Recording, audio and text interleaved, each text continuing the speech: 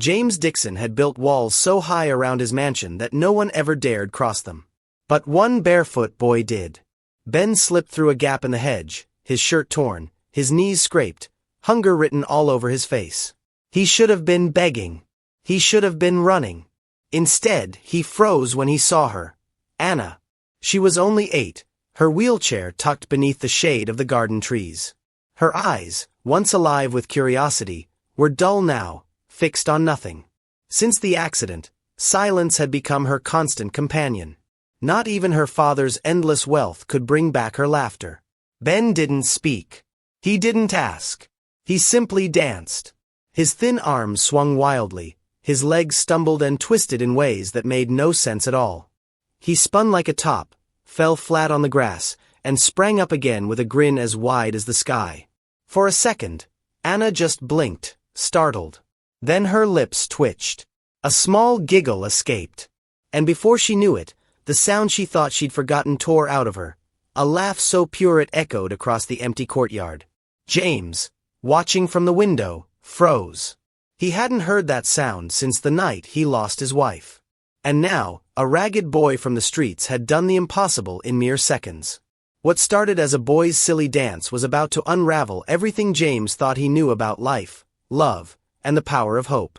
None of them could have imagined how far this moment would reach, or how deeply it would change them all. Before we continue this story, I'd love for you to hit that subscribe button so you never miss stories like this. And while you're at it, tell me in the comments where you're watching from. I really enjoy seeing how far our little community reaches. James Dixon did not inherit power. He built it. Brick by brick, deal by deal, one risk at a time. He started with 2 trucks and a stubborn belief that Legos would always need to move. Within 10 years, he didn't just move goods, he moved markets. Logistics turned into warehousing. Warehousing turned into coastal shipping. Then came construction, a tech venture, a hospital wing with his name on it. If a corridor of influence existed, James had a key. People spoke about him the way they talk about the ocean. Distant, dangerous, and larger than you think. In boardrooms, they called him Mr. Certain. The man who could make a yes appear out of thin air. He wasn't loud about any of it. He didn't need to be. The numbers spoke. So did the skyline. And the house. No, the stronghold. On the edge of the island with white stone, quiet glass, and gates that hummed shut like a sealed secret. Drivers lowered their gaze when they passed it. Security men straightened their backs. People said if James's hand touched a project, it rose. They said if he looked your way, fortune followed. They also said he kept his life under lock and key. But a lock is only useful until something breaks inside the room. Before the night that broke everything, the Dixon home was not quiet. It was a humming little world. Mornings began with footsteps racing down a hallway. Small, fast, and always a beat ahead of the adults. Anna liked to run in socks, sliding the last 2 meters to the kitchen like it was her own runway. She wore her hair in 2 puff buns because she said one was boring. She carried a pink notebook everywhere and drew butterflies with wings that looked like music notes. If a staff member looked tired, she'd offer them a sticker.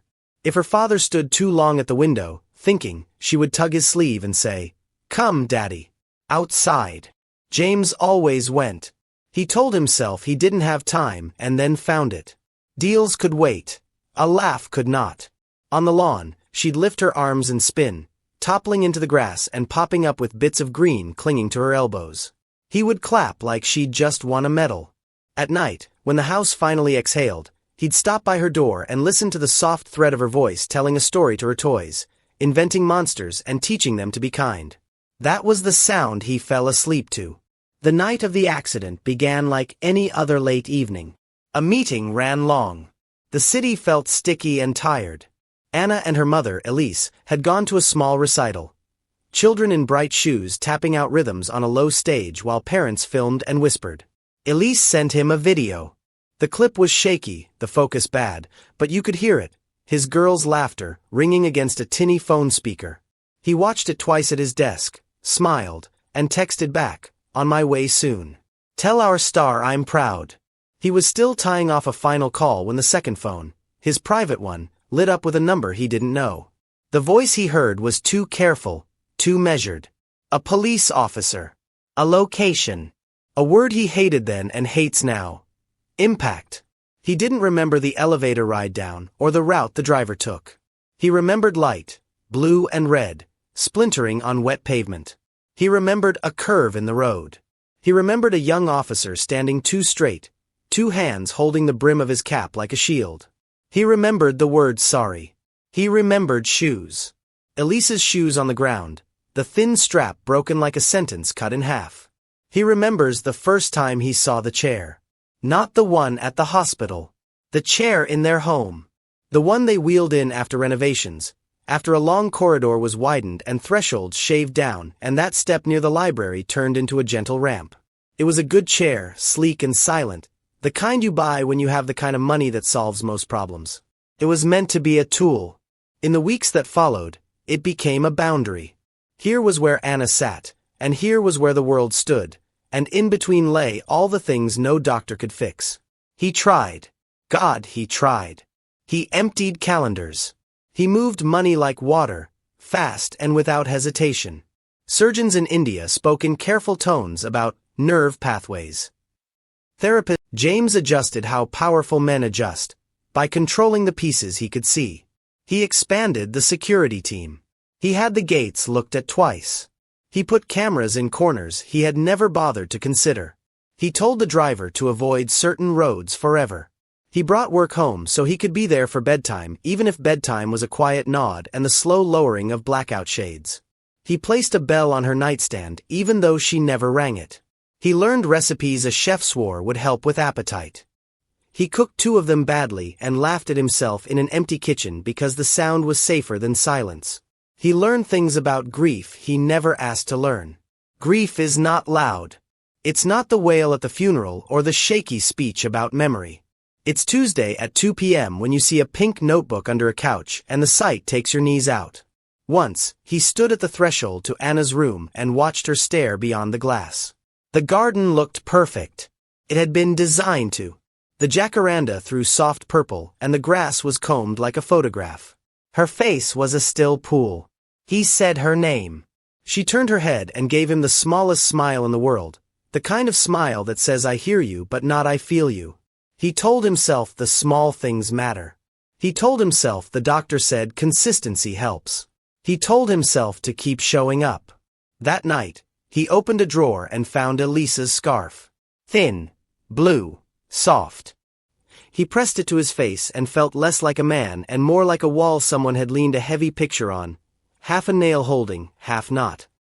He said out loud to a room with no one in it, I'm here. The room did not answer. Staff, who had been in the house longer than some of the furniture, formed their own prayer. You could feel it in the way they hovered around doorways and disguised it as work. They would have traded a month's salary to make the child laugh. They tried small things, flowers in different colors, a tray of cut mangoes shaped like a sun, a silly straw in a glass. Anna saw these things and sometimes said thank you. Mostly she did not. She was not unkind. She was tired. There were good days that weren't really good. They were less bad. She would let herself be rolled onto the terrace. She would close her eyes and face the breeze. Her fingers would tap a beat that no one else could hear. He cherished those taps like proof of life. He learned to watch for them the way sailors watch for a lighthouse wink, relief measured in small flashes. He tried stories. Not the ones with happy endings. She didn't want those. Those made her face tighten. He tried stories about when he was poor, about when everything was broken and nothing was certain and he survived anyway. He left out the parts about hunger, about fear. He kept the parts about funny mistakes. She smiled once, sideways and soft, when he told her how he painted a warehouse floor twice because he bought the wrong shade of gray the first time and only noticed when it dried and looked like wet concrete forever. He stopped the story there, filing away the smile like a coin you slip into a box and promise not to spend. Doctors kept visiting. They adjusted plans. They said, we're seeing engagement, 1 month. Then they said, plateau is common, the next. He sat in those briefings with his hands on his knees like a student watching a teacher erase equations and write new ones, each promising an answer that never appears. He didn't know how to explain to them that he would have signed away every title deed he owned for 1 hour of his old life. That he would have given up the hospital wing with his name on it just to hear his wife scold him for tracking mud on the marble after rain. That he would have traded a shipping contract worth 9 figures for one loud laugh from his daughter that didn't sound like it cost her something to make. He tried faith the way people do when all the right doors are locked. He went to a church service alone and left at the first hymn because singing in a room where everyone else believed felt like lying. He went back the next week and stayed through the end. He sat on the last bench and tried to hand over what he could not carry. It came back to him like a parcel with no return address. Time moved. Not forward. Not back. Just around. A circle inside a larger circle. Seasons changed the light. Hair grew. The chair was adjusted a few times to accommodate inches, never inches where he wanted them. The garden kept being beautiful. It felt rude. One afternoon, the head therapist, a woman with tired eyes, lingered after a session. "She's strong," she said, meaning more than muscles. "She's holding a lot." He nodded. The woman hesitated, then added, "Sometimes joy is the lever." He watched her leave and wondered where one buys joy, how much it cost, whether it came with instructions, and how you keep it from slipping between your fingers. He stopped bringing home new ideas like gifts. He stopped saying maybe this will help in a bright voice that fooled no one. He learned to simply be there and call that enough. He told himself presence is a kind of medicine. He told himself waiting is work. But at night, when the house had finished its quiet chores and the lights along the garden path glowed like a necklace, he sat down in the garden and told himself, "James, nothing you have tried has brought her back to the girl she was. Nothing you can buy has bought that sound. All your power has found its limit at your child's door." He didn't argue. He was too tired. So he made a different choice, the only one left. He chose to accept a world where laughter might never return. He didn't say it aloud. He carried it the way a diver carries a stone in his palm, fingers closed, sinking slowly so no one sees. He would protect what remained. He would keep the house safe. He would keep the routines. He would measure goodness in small mercies, a day without pain, a meal eaten without someone asking twice, a nod instead of a flinch when a therapist said, 10 more seconds. He told himself that was enough. He told himself a father's job is not to demand miracles but to stand watch. He told himself he could live in a house without laughter if the price of asking for it was making her hurt. And then, on a hot, ordinary afternoon that did not announce itself as special, a thin boy no one invited slipped through a hedge and looked at his daughter. He didn't ask for food. He didn't ask for money. He didn't ask for permission. He just began to dance. Ben had lived most of his short life on the edges of other people's worlds. He was 12, though no one would guess it from his frame. Hunger carved children into smaller shapes, shaved weight from their bones until even the season seemed too heavy to carry. He could not remember the last time he had eaten a meal that filled him, not just for an hour but until he no longer thought about food. His parents had disappeared from his life in fragments, not all at once. His father left when he was 6, chasing a job in another city that never became real. His mother tried her best for years, washing clothes for neighbors, selling fried plantains on the roadside, saving every coin she could. But illness was a thief with no mercy. One month she was there, and the next month she wasn't. Ben learned then that the world does not pause when you lose someone. It keeps moving, and if you cannot keep up, it drags you behind it like a loose stone. The streets taught him their rules quickly. If you wanted to survive, you needed eyes in the back of your head, feet that could run, and a spirit stubborn enough not to die. He slept wherever he could, under kiosks, in empty buses, once even in the hollow of a drainage pipe when the rains came down hard. Each morning, he woke up with new scrapes, new aches, new reminders that comfort was a memory he might never taste again. Yet even in this brokenness, Ben carried something unusual. He carried rhythm. It started small, when he would tap his hands against his thighs to distract himself from hunger. Then he would copy the sellers at the market, mimicking the way they called to customers with sing-song cadences. He watched the way women swayed as they balanced buckets on their heads and turned it into a move. He imitated bus conductors who swung their arms dramatically as they shouted stops, exaggerating their motions until they became comedy. Piece by piece, he built a style that was his alone. Part clown, part dancer, part survivor. The first time someone laughed at his antics, it startled him. Two children, not much older than him, had been sitting on a shop step. They pointed as he spun in a crooked circle, falling purposefully to the ground and bouncing back up with a wide grin.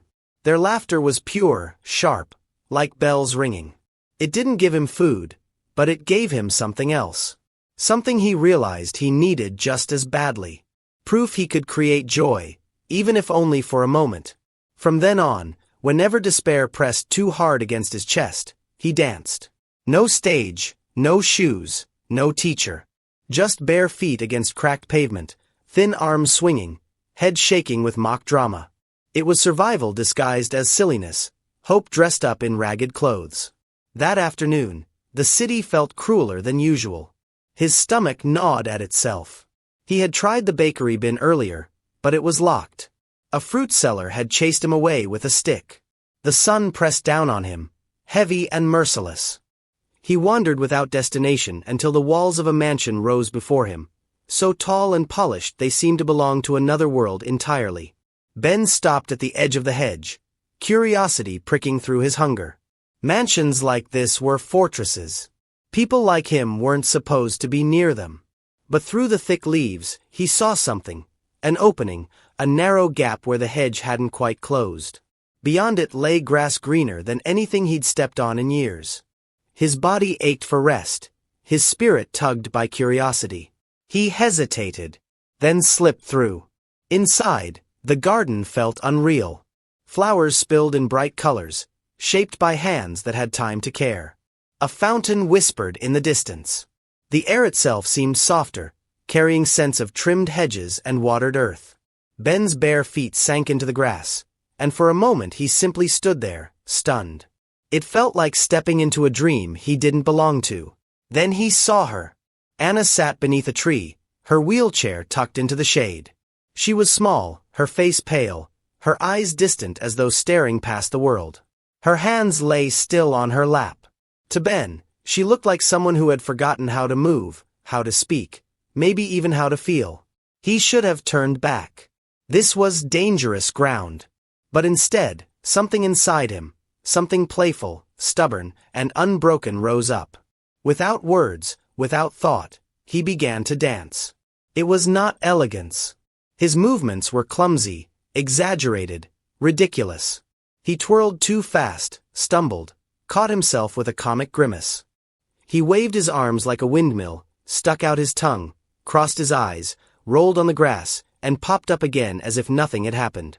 He made a show of tripping over invisible ropes, of nearly falling only to recover dramatically. At first, Anna only blinked, startled by this strange intrusion. Her lips parted but no sound came. Then, like a spark catching dry wood, the corner of her mouth twitched. A tiny giggle slipped free. Ben saw it and redoubled his efforts. He spun until he collapsed in a heap, then sprang up with a grin wide enough to split his face. He pounded his chest as if claiming victory, then staggered like a drunken clown. Anna's giggle cracked open into laughter. Not a polite sound, not the shallow chuckle she had given adults who tried to cheer her. This was different, loud, bright, full-bodied. It shook her small frame, brought color to her cheeks, lit her face with joy she thought she had forgotten. She clapped her hands together, tears pricking her eyes not from sadness but from release. Ben froze for half a second, stunned by the beauty of that sound. He hadn't known her long, but he understood instantly. This was rare, precious. So he kept going, pouring everything into the dance. Inside the mansion, James Dixon stopped in his tracks. The sound drifted to him like a forgotten song. He almost didn't recognize it. He stood still, heart pounding. Laughter. His daughter's laughter. For months, he had lived without it, had convinced himself it was gone forever. And now it rose again, alive and wild. He bolted for the stairs, nearly stumbling in his rush. Staff looked up, startled, as he strode through the hall, his face unreadable, his pace furious. Down the polished steps, across the marble floor, through the open glass doors, and into the garden. There she was. Anna, doubled over in her chair, laughing so hard her eyes squeezed shut. Her voice rang out, bright and unstoppable. And in front of her stood a boy. A stranger. Barefoot, dirty, thin as if carved by hunger. His clothes hung in tatters, his hair wild. A trespasser in his sanctuary. James froze between two storms inside him. Rage surged first. How dare this boy break into his home? The garden was supposed to be a place of safety, untouched by outsiders. Trespassers were threats. Threats were removed. That was the rule. But Awe followed close behind. His daughter was laughing. Laughing like the world had opened up again. Laughing as though the accident had never stolen it from her. James's chest tightened painfully. His instincts warred. The father, the billionaire, the man, the protector. His voice rose in his throat but caught when Anna's eyes met his. "Papa," she whispered between laughs, breathless but clear. "Let him stay." The boy froze too, caught in the spotlight of James's glare. His grin had faltered, his body tense like a cornered animal ready to flee. He half expected the guards to descend on him, to be thrown out into the street again. But James raised a hand, stopping the security men who had rushed into the garden. His gaze stayed locked on the boy, searching for threat, for reason. All he saw was a child, ragged but alive, standing awkwardly in the middle of the most impossible miracle he had witnessed in years. "Under watch," James finally said, his voice low and rough. "He stays under watch." The words stunned everyone present. The staff exchanged glances. The guards hesitated, unsure if they had heard correctly. But James's tone left no room for debate. Ben blinked, relief and confusion warring on his face. Anna beamed, her laughter softening into a smile still radiant with joy. James stood rooted, torn between pride, fear, and an emotion he had not felt in a very long time: hope. The next day, Ben hovered outside the gate longer than he meant to. The hedge rustled in the late afternoon breeze, teasing him with its gap like a secret that might shut at any second. A guard watched him from a distance with the bored patience of someone who had been told to wait and see. Ben swallowed and slipped through. The garden was the same as yesterday and somehow different. It felt less like a dream he had stolen and more like a place that might remember him if he left footprints. Anna was already there beneath the tree, her chair turned toward the hedge as if she had planned the angle herself. She wore a soft cotton dress the color of rain-washed sky. Her hands rested on the armrests, fingers curled as if holding invisible coins. "You came," she said, her voice small but certain. Ben nodded. He did not know what word would be safe. He lifted his hands and made a funny face, one eye squinting, the other wide, tongue poking out just enough to be silly. She smiled. That was permission. He began. He kept it light that day. No big tumbles.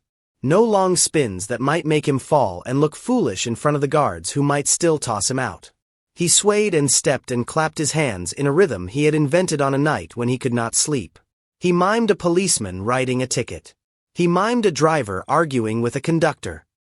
He mimed a rooster who overslept and tried to wake the sun after it had already risen. Anna laughed at the rooster. She laughed again at the late rooster's apology bow. When he finally stopped, breathing hard, he glanced at the doorway. No one had shouted. No one had marched him to the street. The guard leaned on the wall and watched him with a face that had forgotten how to frown. "Again," Anna whispered. He did it again. By the third day, a tray appeared on a side table near the tree. 2 glasses of water. A plate with bread and slices of mango arranged like petals. Ben pretended he did not see it at first. He danced until his stomach spoke louder than his legs, then stood awkwardly beside the tray. He picked up the smallest piece of mango, as if the fruit belonged to someone else and might demand to be put back. When he bit into it, his eyes closed. He had forgotten how food could taste like sunshine. "Eat," Anna said. "Please." He nodded and ate with a care that made the gesture look like prayer. Small habits formed without anyone naming them. Ben came near 4 in the afternoon. The guard at the side gate unlatched it and returned to his post. A housekeeper set the tray and disappeared before he arrived. Anna waited with her chair angled toward the grass. And somewhere behind a glass panel on the second floor, James watched. He told himself he was just verifying the arrangement. He told himself a father evaluates risk. He told himself he could read the boy from here, study his patterns, decide what to do next when the novelty wore off. He did not admit that he needed the distance to contain what he felt when Anna laughed. On the 5th day, something new happened. Ben was in the middle of his late rooster routine when Anna lifted her hands and clapped along. She did not clap like someone trying to make noise. She clapped like someone who remembered rhythm. Her fingers curled and opened with more intention than the week before. Her wrists turned in small circles as if warming up. When he finished, she kept clapping, then lifted her right arm higher, imitating the rooster's chest puff. "Like this," she said. He nodded, grinning. "Like that." The next day, she tried the left arm and made it rise to match the right. The day after, she held her elbows away from the armrests for a slow count of 3 while Ben counted with her. He counted loud enough for her to hear, quiet enough for the guards to pretend they were not listening. James watched these small victories with the careful eyes of a man who had learned to mistrust miracles. He noticed how the color returned to her cheeks sooner each afternoon. He noticed how she asked for water less often because the laughter seemed to water her from the inside. He noticed how she sometimes forgot to hold the blanket she kept in her lap like a shield. He noticed how the blanket stayed folded on the back of the chair and did not slide forward anymore.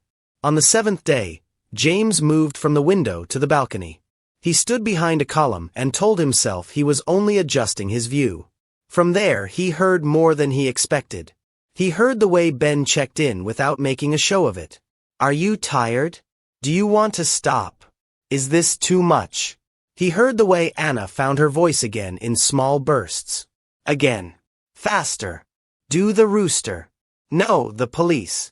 The one where he drops the pen." He heard the way she laughed with her head thrown back. The sound hit him so cleanly that he had to grip the rail. By the second week, the house had learned a new schedule. Staff drifted near the garden just before 4 with invented tasks. A gardener checked leaves that did not need checking. A housekeeper rearranged a tray that was already symmetrical. The head of security walked the perimeter himself at exactly 3:50 and hovered near the cameras as if the screens were more interesting at that hour. When the laughter started, the house breathed. When it ended, the house folded its relief like a napkin and waited for the next day. James began to change too, though he did not name it. He was less sharp in morning meetings. He stared at charts and heard a different rhythm. He answered calls with a patience that surprised the people on the other end. In the late afternoon he was home, sitting at his desk and pretending to read while the clock pulled him toward the balcony. Once, an associate spoke too freely at lunch and said the word distraction with a little smile. James looked at him so quietly that the man apologized without understanding why. Anna's body responded to laughter like soil to rain. Her arms felt less like anchors. Her shoulders rolled with fewer clicks. She started to describe sensations that had gone silent for months. Tingling in her fingertips. A warmth near her elbows when she clapped too long. She told the therapist about the rooster and the policeman and how she copied their shapes. The therapist nodded as if she had been waiting for this moment and wrote the word engagement in her notes with a flourish. One afternoon, Ben finished a routine and stepped back, breathing hard, sweat shining along his hairline. He reached for the glass of water and stopped. "May I?" he asked, looking at Anna. She nodded, surprised. "Why are you asking me?" "It's for you." He shrugged. "Because this is your place. I am a visitor." She looked at him for a long second. Then her voice grew steady. "You are my friend," she said. "Friends don't ask for water." He smiled without showing his teeth. He drank slowly anyway, as if he did not trust his hands not to spill. The first conflict arrived without a knock. It slid in on the back of a business dinner, 3 men in dark suits sitting at James's long table, glasses catching the light. One of them cleared his throat. "James, forgive me if this is out of line." James set down his fork. He hated that phrase. It always meant a person had already decided to walk past a line. The man continued. "People are saying you let a street boy into your house. The story is everywhere. It is making people talk. People always talk, James said. True, the second man added, but they talk about money first, then image. Image drives everything in this city. If they sense weakness, they push. A boy like that. It sends a message. James's jaw tightened. What message? That you are sentimental, the man said. That you are distracted. That your judgment can be swayed by a soft heart. You have built your name on certainty. Do not trade it for sympathy. James's fingers curled around the stem of his glass. He thought of the balcony. He thought of laughter. He thought of a boy whose shirt was 2 sizes too big. He did not like being told that love was poor strategy. The only message anyone needs, he said finally, is that my daughter is smiling again. Silence pressed down on the table. The men glanced at one another. One of them offered a laugh that sounded like a chair scraping the floor. They changed the subject. That night, after the house quieted, James walked to the study and stood in the doorway, feeling the echo of the conversation like a bruise. Pride spoke first, the old voice that had built empires. Do not let them see you soften. Reputation is leverage. Leverage is power. Power protects what you love. Another voice answered, newer and lower. What has power done that joy has not done better this month? He did not decide anything that night. He turned off the lamp and went to stand at his daughter's doorway instead, listening to her slow breathing and thinking that if there were gods of business, they should bow to this sound. Ben had his own battles, the kind no one else heard. He has not gone to bed hungry since he started dancing for Anna, but he is worried it is only for a short period. Do not get too happy. Do not need too much. Do not show how badly you want this, he said to himself. Each afternoon with Anna cracked that promise. She had a way of looking at him that suggested he was already inside the circle and did not need to perform to keep his place. He did not know what to do with that. On days when the laughter came quickly, he brightened. On days when she was tired and quiet, he panicked inside, worried he had done something wrong, that his magic had gone, that the soft chair and the clean room and the tray with mango slices had been a dream that would punish him for believing. Once, he finished a routine and bowed, and the bow felt like begging. He straightened quickly, ashamed. Anna saw something shift in his face. Are you okay? She asked. He nodded too fast. Yes. You can sit, she said. You don't have to stand like a tree.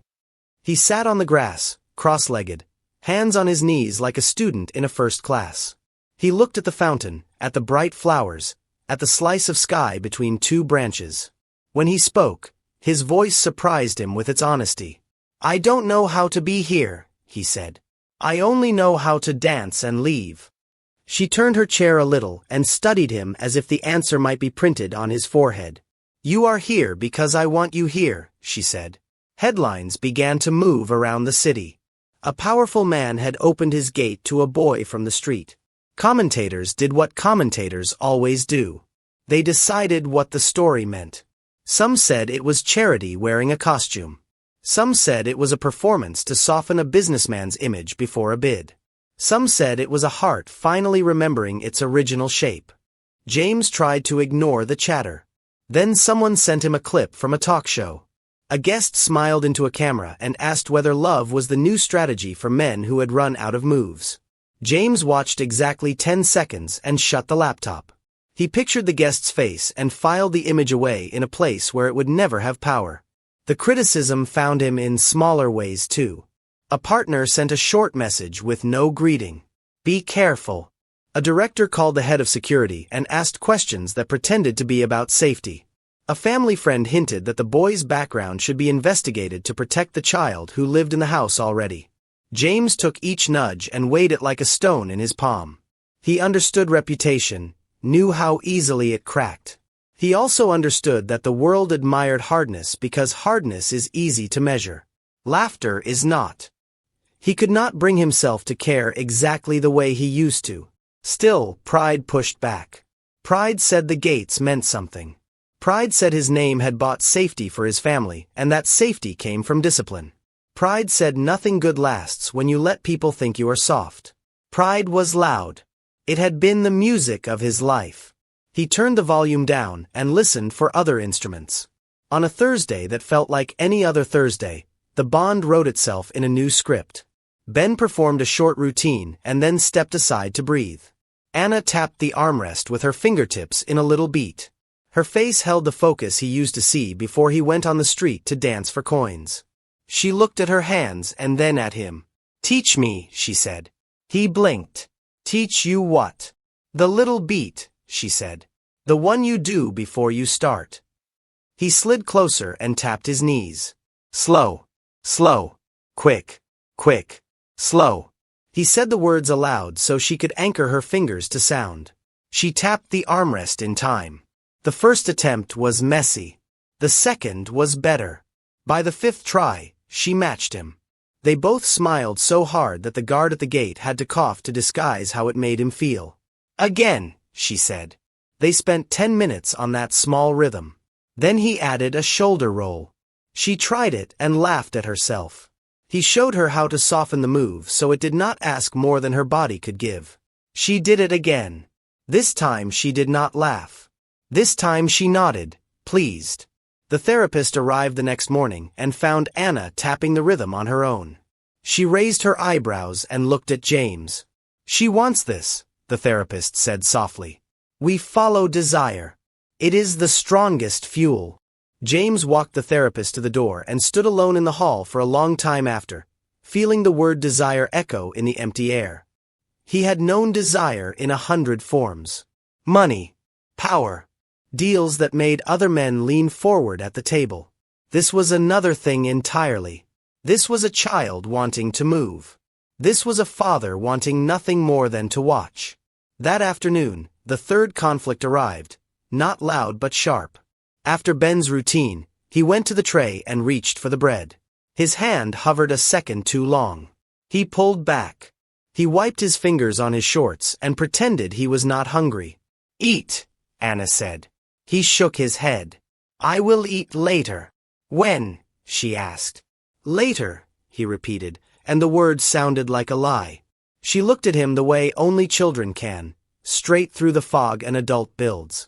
She lifted a slice of mango and held it toward him. He did not move. She held it closer, arm trembling with effort. "Please," she said. "You dance better when you are strong." He took the slice with a small bow and ate it in 2 bites. He closed his eyes, not because of the taste, but because of the gentleness. He had not been fed with intention in a long time. It scared him because it made leaving harder to imagine. That evening, James stepped out from the balcony and into the garden for the first time since he had allowed the boy to stay. Ben straightened at once. The guard adjusted his stance. Anna's face lit with a smile that turned her eyes into crescents. "Papa," she said, "do you know the rooster?" "I have heard rumors," he said, and the line felt like it belonged to someone who had not been tired for a long time. Ben did the rooster, shorter now, efficient, just enough to make her laugh without making her tired. James watched from a few feet away and saw what he had not seen clearly from the balcony. He saw how Ben looked at his daughter's face before each joke, calibrating the next move to her energy. He saw how he stepped back every few minutes to let her rest, and how he filled the silence with a small beat that did not demand anything of her body. He saw a boy who had learned to read a room where the stakes were not coins but breath. "Thank you," James said when the routine ended. Ben nodded, startled. "Yes, sir." "For coming," James added. "For staying." Ben looked at the grass and then at Anna and then back at James. "It helps me too," he said. The pressure from outside did not stop. It increased. A partner canceled a meeting without explanation. A cousin called and told him a story about a friend who lost a contract because of a rumor that he had grown soft. The head of a neighboring estate sent a polite note about concerns over security optics. The world wanted him to choose a side. Fortress or home. Image or reality. The old rhythm or the new song. James went to the balcony that night and looked at the garden in darkness. He thought of tables in bright rooms where men had praised him for being the sort of person who never flinched. He thought of a little girl tapping a rhythm with her fingertips. He thought of a boy who had given him something no surgeon could sell. He put his hands on the cold stone and felt his pride try to speak. He let it. He listened. Then he took a breath and chose the sound that mattered more. The next day, he called a small gathering in his office. The head of security, the house manager, the senior housekeeper. He kept it short. "Here is our policy," he said. "The boy is welcome. He enters at 4 and leaves at 6. He eats before he goes. If anyone has a problem, they bring it to me, not to him, not to my daughter. We treat him like family while he is here." "Understood." They all said yes, sir. He believed them. News of the new policy traveled faster than it should have. Half the city seemed to know before evening. Some people called him brave.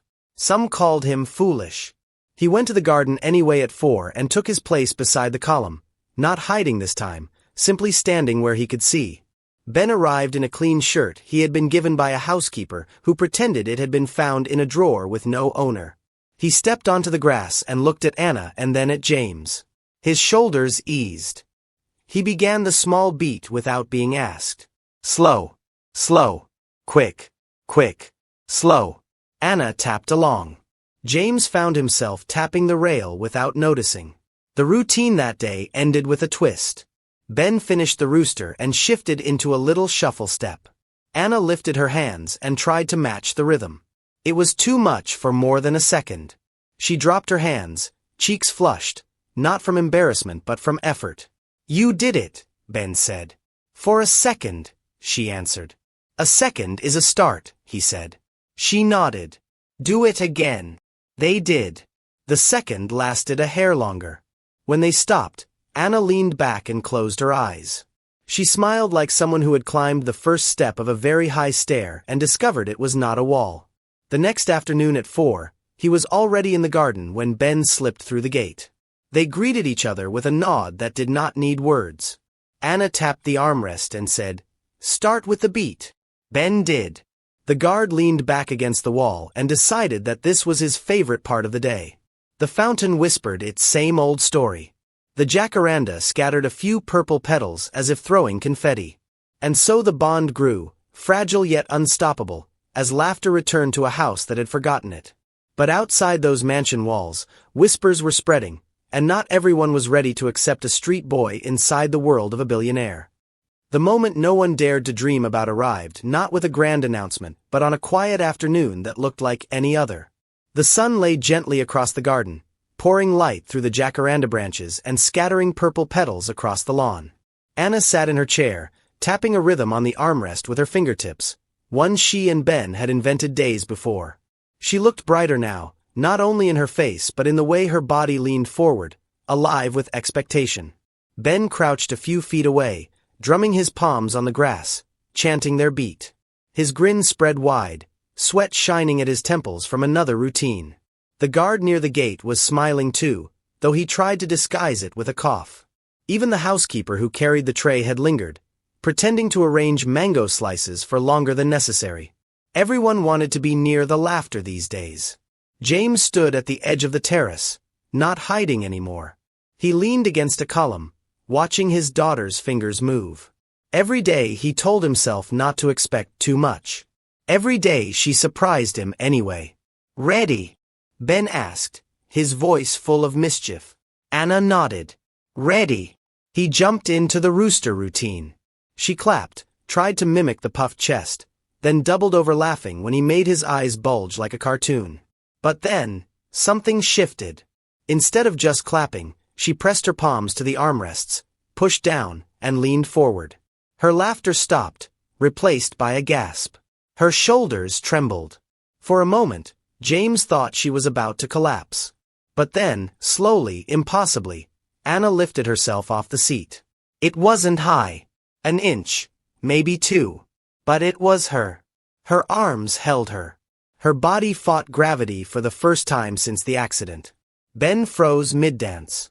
His grin fell into shock, then erupted into a cheer so loud it startled a flock of birds from the trees. "She's doing it! She's doing it!" he shouted, jumping up and down like he had just won a prize. James's knees buckled. He stumbled forward, his hands covering his mouth, tears springing without warning. The sight of her suspended there, fragile, shaking, but alive with determination, cracked something inside him he had thought unbreakable. "Papa," Anna whispered, her arms quivering under the strain. He dropped to his knees before her, tears streaking down his face, his voice choked. "I see you, my love. I see you." Her arms gave out, and she sank back into the chair. But she didn't cry. She smiled, her chest heaving, eyes wide with wonder. "I did it," she whispered. "I really did it." "Yes, you did," James said, pressing his forehead to her hand. "You did what no one thought possible." Ben danced around them in circles, laughing and clapping, unable to contain himself. I told you she could. She's stronger than all of us." His joy filled the garden like a festival. From that day, the house was never the same. The breakthrough changed everything. The therapists who had measured progress in inches now measured it in miles. Anna began to push herself, eager to chase that feeling again. First it was lifting herself for longer, then shifting her weight from one arm to the other. Each attempt ended with laughter, cheers, or tears of pride. 2 weeks later, she stunned them again. It happened in the therapy room, sunlight spilling across polished floors. The therapist encouraged her to try a new exercise, holding the edge of a parallel bar. Ben stood on one side, chanting their beat. James stood behind, arms ready to catch her if she faltered. Anna gripped the bar, her knuckles white. She pressed down, legs trembling as if waking from a long sleep. For seconds that stretched into eternity, she straightened. Her feet, small and unsteady, bore a fraction of her weight. Then, with a sound halfway between a cry and a laugh, she lifted one foot, placed it forward, and leaned into it. A step. Shaky. Imperfect. But a step. The room erupted. The therapist clapped, tears spilling freely. Ben jumped into the air, yelling loud enough for the whole mansion to hear. She walked. She walked. James caught her shoulders before she fell and held her like glass, his own tears falling onto her hair. "You are my miracle," he whispered, voice trembling. "My miracle." That night, the mansion glowed with a joy it hadn't seen in years. Staff moved through the halls with light in their steps. The cook sent out extra trays of food as if feeding an army of celebration. Guards laughed at the gate, retelling the story of the little Miss's first step to anyone who would listen. It wasn't just Anna who had been lifted, it was the whole house. And in the center of it all was Ben, running through the halls like a younger brother who belonged there all along. He told the story again and again, acting out Anna's determined face, his own wild cheering, James's tears. Each retelling made Anna laugh until her stomach hurt. James watched them and felt something settle in his chest. It wasn't just gratitude. It was family. For months he had kept the boy at arm's length, defining him as trespasser, as stranger, as guest under watch. But that night, as he tucked Anna into bed and saw Ben asleep on the couch outside her room, he admitted the truth to himself. The boy wasn't just staying. The boy was theirs now. The transformation unfolded like a montage in real time. Morning therapy sessions where Anna lifted herself higher each week. Afternoons in the garden with Ben, inventing new silly routines that doubled as exercise. Evenings with James kneeling beside his daughter, reading to her from her favorite notebook while Ben acted out the characters until they all collapsed in laughter. James himself changed too. The cold, sharp businessman who had once defined his life by deals and numbers now found himself waking early to cook breakfast with Ben, teaching him how to fry eggs properly, laughing when the boys spilled salt everywhere. He discovered that fatherhood wasn't just about protecting. It was about presence, about joining in small, messy miracles every day. Ben thrived in ways no one expected.